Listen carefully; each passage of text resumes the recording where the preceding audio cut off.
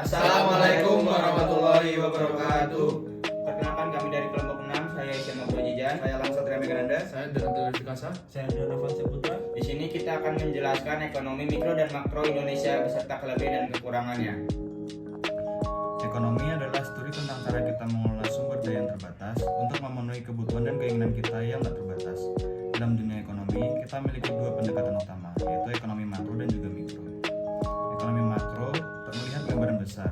Ini adalah analisis tentang keseluruhan ekonomi suatu negara atau wilayah. Ini membahas topik besar seperti pertumbuhan ekonomi, inflasi, pengangguran, dan kebijakan pemerintah yang mempengaruhi semua orang. Sementara itu, ekonomi mikro fokus pada potongan kecil dari ekonomi. Ini melibatkan studi tentang perilaku individu, perusahaan, atau pasar tertentu.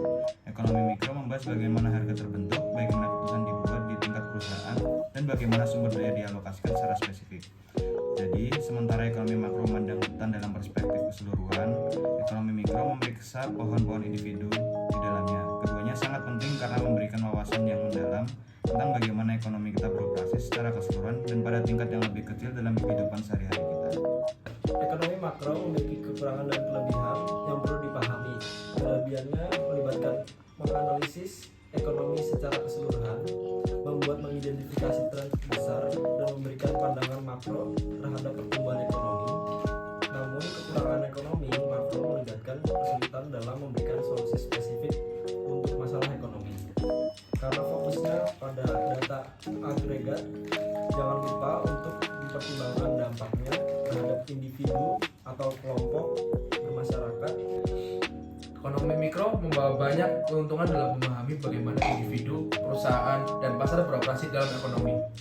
Untuk kelebihannya sendiri, yaitu satu, analisis detail. Di sini yaitu adalah menggali keputusan individu dan perusahaan untuk memahami bagaimana harga terbentuk dan sumber daya dialokasikan. Untuk yang kedua, relevansi praktis. Ini dengan artian membantu dalam perencanaan bisnis, strategi pemasaran, dan pengambilan keputusan individu. Dan untuk yang ketiga, menyediakan solusi spesifik. Ini memungkinkan pengembangan kebijakan yang lebih spesifik dalam sektor-sektor tertentu. Namun, ekonomi mikro juga memiliki kekurangan tentunya, yaitu satu, pendekatan terlalu sempit. Fokus yang terlalu detail dapat mengabaikan faktor-faktor yang mempengaruhi ekonomi secara keseluruhan. Dan untuk yang kedua, sulit memprediksi interaksi kompleks, yaitu kondisi ekonomi seringkali dipengaruhi oleh banyak variabel yang sulit diprediksi secara tepat. Untuk yang ketiga, keterbatasan analisis terhadap fenomena makro. Ini bisa diartikan yaitu kadang-kadang sulit untuk menghubungkan efek dari perubahan kecil di tingkat mikro terhadap ekonomi secara keseluruhan. Dengan memahami kelebihan dan kekurangan ini, kita dapat melihat bahwa ekonomi mikro memberikan wawasan yang berharga tentang ekonomi. Tetapi, harus dipahami dalam konteks yang lebih luas untuk memahami gambaran keseluruhan dari ekonomi yang kompleks. Nah, jadi kesimpulan yang bisa kita dapatkan adalah pentingnya untuk memahami bahwa ekonomi bukanlah hanya tentang angka-angka besar atau suatu keputusan individu.